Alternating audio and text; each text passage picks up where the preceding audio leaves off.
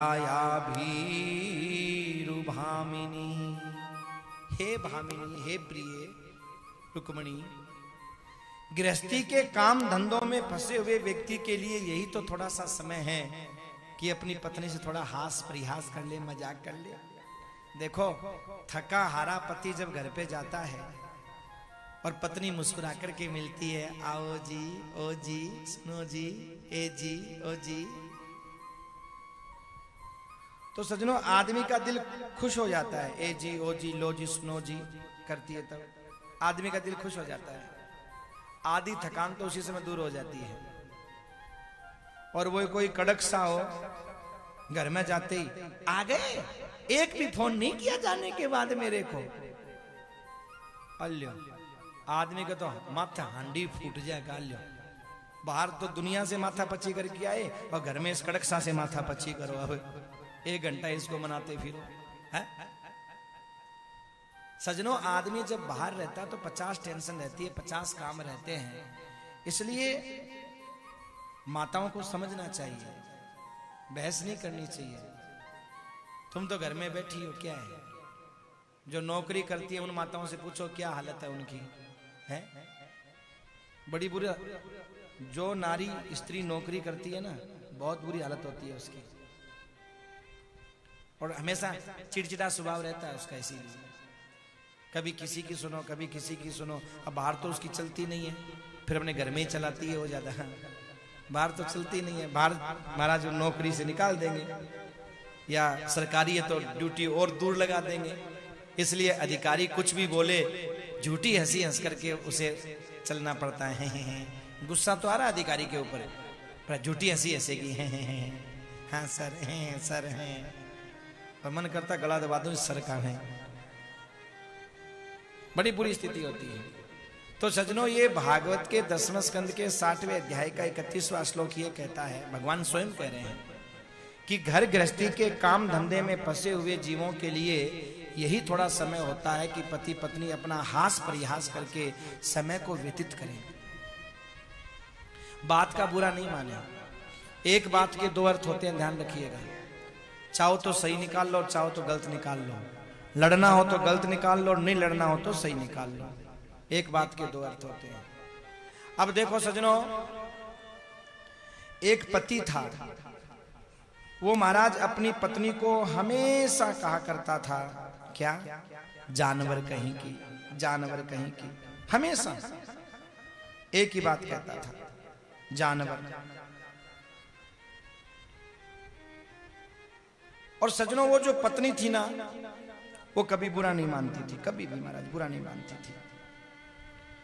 जब भी वो कहता जानवर जानवर जानवर, तो सजनों वो बुरा नहीं मानती थी। वो हंसती थी, मुस्कुराती थी। जब भी महाराज बात होती, हंसती थी, मुस्कुराती थी। और सजनों, एक दिन उसका पति बोला कि देवी, मैं तुझे जानवर कहता हूं, बार बार जानवर जानवर बोलता हूं, तुझे बुरा नहीं लगता? मैं जानवर बोलता हूं तो बुरा नहीं लगता? तो उसने कहा कि इसमें बुरा मानने वाली क्या बात है? इसमें बुरा मानने वाली क्या बात है? क्यों? बोले आप सही तो कहते हो। अरे मैं क्या सही कहता हूं? बोले आप कहते हो जानवर, सही तो है। क्या सही है? तो बोले, वो पत्नी बोली, बोले मैं आपकी जान, आप मेरे वर, जानवर। सही तो क्या महाराज, गलत क्या कहा? अब सजनों, उस जानवर शब्द का चाहते तो बुरा मान लेते, पर सजनों उसने बुरा नहीं माना। उस जानवर शब्द का उसने अच्छा माना। हाँ, कहने का मतलब क्या है सजनों? कहने का मतलब यही है कि एक बात के 2 अर्थ होते हैं। चाहे तो गलत अर्थ निकाल लो, चाहे तो सही अर्थ निकाल लो। हम लोग गलत अर्थ निकाल लेते हैं, इसलिए आपस में लड़ते रहते हैं, झगड़ते रहते हैं। और सजनों, जो सही अर्थ निकालते हैं वो आपस में झगड़ते नहीं हैं, लड़ते नहीं हैं। जो सही अर्थ निकालते हैं। बस यही इस कथा के माध्यम से शिक्षा दी गई है कि पति पत्नी को कभी झगड़ना नहीं चाहिए, लड़ना नहीं चाहिए। और एक बात ध्यान रखना, पत्नी की जरूरत जवानी में हो या नहीं हो, पर पत्नी की जरूरत बुढ़ापे में बहुत पड़ती है महाराज। क्योंकि बुढ़ापे में कोई नहीं पूछता, वो बूढ़ी माई होती है जो उसको पूछती है।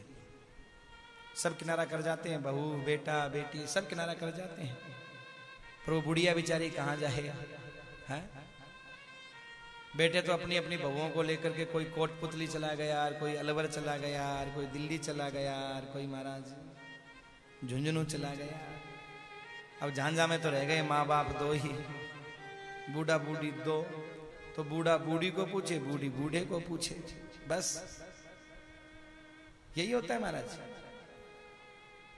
बूढ़ा अगर उदास बैठा है तो बुढ़िया उसको हंसा देगी। कैसे हंसाएगी?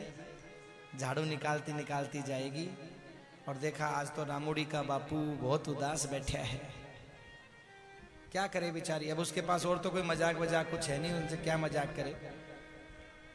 तो वो झाड़ू लगाती लगाती जाएगी और उनकी जवानी की एक फोटो लेके आएगी, जो सेवरा वेवरा बांधे हुए जब उससे शादी करने गए थे उस समय की फोटो, और ला करके कहेगी देखो जी बादुड़ी का बापू, या से थारी जवानी की फोटो घनी फूट रही है भाई, ऐसे ले जाके घनी सुंदर से। गारंटी की बात है, वो बूढ़ा बाबा चाहे कितना ही उदास बैठा हो, अपनी जवानी की फोटो अपनी पत्नी के हाथ में देखती हंसने लग जाएगा। वाह बादुड़ी की माँ, ये तेरे पास। अजी आप तो बाहर काम करने जाते थे ना, तो मैं इसी को देख देख करके जिया करती थी, इसी को देख देख करके जीती थी। अब बूढ़ा बाबा भी कम मजाकिया थोड़ी है, वो भी महाराज ऐसे अपने कप कपाते हाथों से एक थैली सी निकाली कागज वागज से, उसमें से कागजों के बीच में से बादुड़ी की माँ की फोटो निकाल के बोला देख, जब मैं बाहर रहता था ना तो तेरे को साथ में रखता था, देख ये फोटो देख। बूढ़ा भी हंस गया, बूढ़ी माई भी हंस गई, दोनों हंस गए महाराज। अब हैं तब ना, नहीं हो तो कौन हंसाए। इसलिए अपनी पत्नियों की कदर करनी चाहिए, क्योंकि भैया बुढ़ापे में आप देख लेना, अनुभव कर लेना, एक पल के लिए बूढ़ी माई तो फिर भी जिंदगी काट ले, लेकिन बूढ़ा आदमी कभी जिंदगी नहीं काट सकता महाराज, अकेला रो रो के ही काटेगा। क्यों? जब उसकी पत्नी होती है तो सीधा वो आदमी अंदर जा सकता है, कोई डर नहीं कोई भय नहीं। और पत्नी नहीं होती तो एक बार अंदर चला जाएगा, बेटे चिल्ला के पड़ेंगे बाबा शर्म ना आवे, अंदर बहू बेटी बैठी रहे, तू ऐसे ऊंट सो मोह करके अंदर आ जाए शर्म करने। बेटा क्या करूं, प्यास लग रही थी, अरे बाहर जो कमरा है वहां बैठ जा, और बाबा एक घंटी लगा दूं, जब तुझे प्यास लगे ना तो घंटी बजा दिया कर, कोई न कोई बच्चा आके पानी दे जाएगा। अब पुराने जमाने की बात है, एक घंटी लगा दी, कौन सी बिजली वाली घंटी तो पहले होती नहीं थी, एक पीपे में एक डंडा सा बांध दिया, एक रस्सी बांध दी। अब बूढ़ा बाबा रस्सी खींचे, घंटी बजे, जब प्यास लगे तो कोई भी काम हो तो घंटी बजाए। बच्चे दौड़ के आए, बच्चे एक दिन आए, 2 दिन आए, बच्चे ने मन में सोचा यार ये दादा न तो मरता है न कुछ और परेशान और करता है, क्या करा। बोले जब घंटी बजती है तो माँ हमको भेजती है, क्यों न ऐसा करे घंटी की डोरी काट दो। तो जो रस्सी बंदी थी ना, पोता पोती ने मिलकर के महाराज वो रस्सी काट दी, ले बाबा बजा घंटी। अब बाबा रस्सी खींचे पर घंटी ना बजे।